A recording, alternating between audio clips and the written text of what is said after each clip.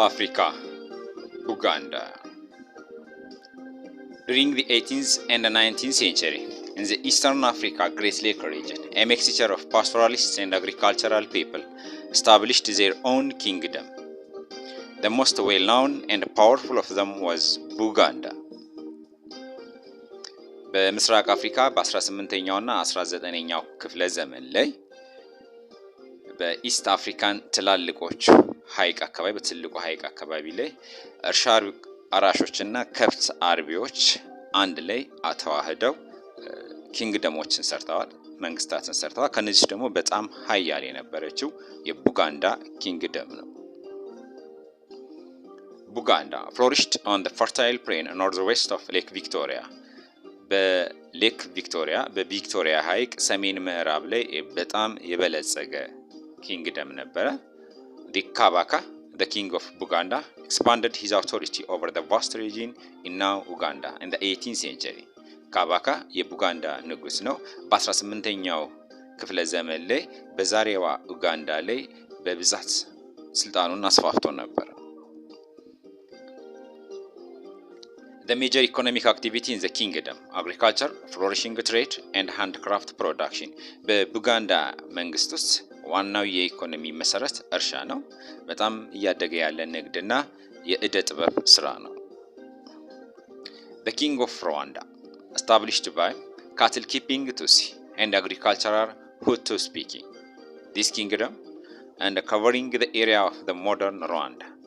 The kingdom of የሩዋንዳን ኪንግደም ደግሞ ስናይ በከብት አርቢዎቹ ቱሲ እና በእርሻ አራሾቹ ሁቱ የተመሰረተ ሲሆን የዛሬዋን ሩዋንዳን አካባቢ የሚሸፍን ነው ማለት ነው። The kingdom of Rwanda, the Tutsi, formed the ruling class and collect tribute from farmers and cattle keepers. ቱሲዎቹ የገዢውን መደብ የመሰረቱ ሲሆን ከከብት አርቢዎቹ ደግሞ ግብር ይሰበስባሉ። ቀደም ደግሞ ምን ብለን ነበረ? ሁቶቹ ከብት አርቢዎች ናቸው ብለናል። በዚህ መሰረት ሁቶቹ ለቱሲዎቹ ግብር ይከፍላሉ። እንግዲህ እኛዋ ነገር በኋላ በታሪክ ደግሞ ተገልብጦ ሁቶቹ ስልጣን ይዞ ቱሲዎቹ ከበታቸው ነው። ይሄ ደግሞ የሩዋንዳን ጄኖሳይድ በኋላ እንዳስከተለ እናያለን ማለት ነው። ምስራቅ አፍሪካን cover አድርገናል። ወደ ምዕራብ አፍሪካ እንሄዳለን። let's visit west and south central african. the south central african cover የምናደርገናል። the kingdom of Congo in west central africa emerged in about 1400. the kingdom flourished south of the Congo river in the present democratic republic of Congo and northern Angola. የኮንጎ ኪንግደም በምዕራብ በመካከለኛው ምዕራብ አፍሪካ በ1400 አካባቢ የተነሳ ሲሆን ይሄኛውም በጣም በልጽጎ የታየው በኮንጎ ወንዝ ደቡባዊ ክፍልና በዛሬዋ በዲሞክራቲክ ሪፐብሊክ ኦፍ ኮንጎ እና በሰሜን አንጎላ ላይ ነው። The kingdom of Congo, it was the kingdom of the Bantu speaking Bakongo people. የኮንጎ መንግስት ንጉሳዊ ስርዓት የባካንጎ ህዝቦች ነው። ባካንጎች ደግሞ የባንቱ ኪንግደም ወይንም የባንቱ ስፒከር ናቸው ማለት ነው። the Bakongo agrarian and skilled in metal work, potter and weavers. ባካንጎቹ የኮንጎን ኪንግደም የመሰረቱት በእርሻ በጣም ታዋቂ ናቸው። በብረት ስራ በጣም እደ ጥበብ ባለሙያ ናቸው። ፖተር በሸክላ ስራ የሚታወቃሉ፣ በብረት ስራ ይታወቃሉ ብለናል። እንዲሁም በሽመና የሚታወቁ ናቸው።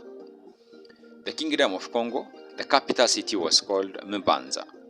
ዋና ከተማቸው ምባንዛ ኮንጎ እየተባለች ትጠራለች። ምባንዛ ኮንጎ ዛሬ ሳን ሳልቫዶር እየተባለ የሚጠራ ነው።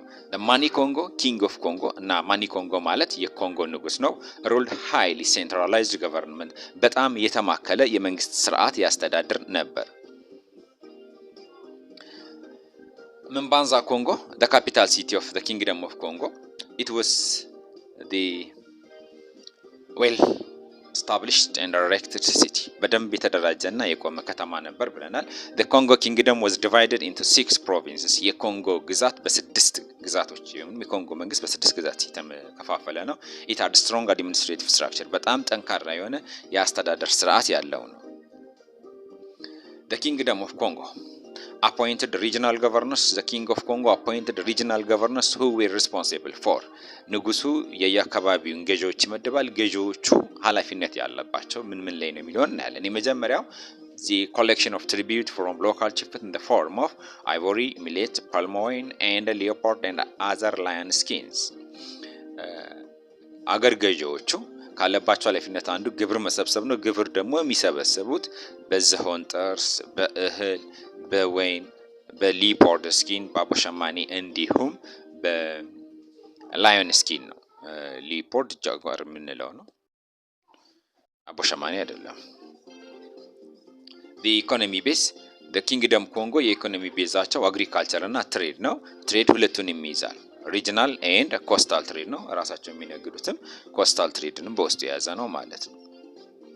ሜጀር ትሬድ አይተምስ ዋናዎች የኮንጎ ትሬድ አይተሞች አይረን ቱልስ ናቸው። ክብር የተሰሩ እቃዎች፣ ፖተሪ፣ ሸክላ፣ ሲ ሳልት፣ የባህር ላይ ጨው፣ ማትስ ምንጣፎች፣ ፋይን ክሎዝስ መልካም የሆኑ ልብሶች፣ ባስኬት ወርክስ፣ አይቮሪ የዝሆን ጥርስ፣ ስሌቭስ፣ ኮፐር ኤንድ አይረን ትሪኬትስ ከብረት የተሰሩ ጌጣጌጦች። ዌቪንግ ኤንድ አይረን መልቲንግ ሪስፔክትድ ጆብ ኮንጎ ላይ ሽመናና ብረት ስራ በጣም የተከበረ ስራ ነው። ስለዚህ ይህንን ስራ የሚሰሩት ኖቢሊቲ ብቻ ናቸው። ሌላው ሰው እንዲሰራ አይፈቀድለትም ማለት ነው። ስሌቭ ትሬድ Since the late 15th century, the Portuguese traders have expanded slave trades. Congo was one of the leading suppliers of the transatlantic slave trade. ከ15ኛው ክፍለ ዘመን ጀምሮ የባሪያ ንግድ በፖርቹጋል ምክንያት ኮንጎ ውስጥ በጣም የተስፋፋ ነው የመጣ እና በአትላንቲክ ስሌቭ ትሬድ ላይ ደግሞ ትራንስአትላንቲክ ስሌቭ ትሬድ ላይ ደግሞ ኮንጎ ዋናዋ የባሪያ አቅራቢ ነበረች ማለት ነው። The kingdom declined by the end of 16th century because of the internal unrest caused by the Portuguese slave raiding and in part because of invasion by the Jaga, Mbangwa, warriors people from the far interior, Lunda or Luba region. የኮንጎ ኪንግደም መዳከምና መውደቅ የጀመረው በ16ኛው ክፍለ ዘመን ነው። ምክንያቱም ምንድነው ከተባለ አንደኛ የውስጥ ያለመረጋጋት ነው። ይህም የተፈጠረው በፖርቹጋሎች የባሪያ ዘረፋ ምክንያት ነው፣ ፍንገላ ምክንያት ነው። ሁለተኛው ምክንያት ደግሞ የሚሆነው የጃጋ ህዝቦች ወይንም እምባንጓ ላይ የምናላቸው ህዝቦች ኢንቬዥን ማድረጋቸው ነው፣ ወረራ ማድረጋቸው ነው። ጃጋዎቹ ዌርሄር ናቸው፣ በጣም ተዋጊ ናቸው። from the interior ሉንዳ or ሉባ region ከሉባ ወይም ሉንዳ ከሚባለው በጣም ወደ ውስጥ ከሚገባው ከማዕከላዊ አካባቢ የመጡ ወራሪዎች ናቸው ማለት ነው።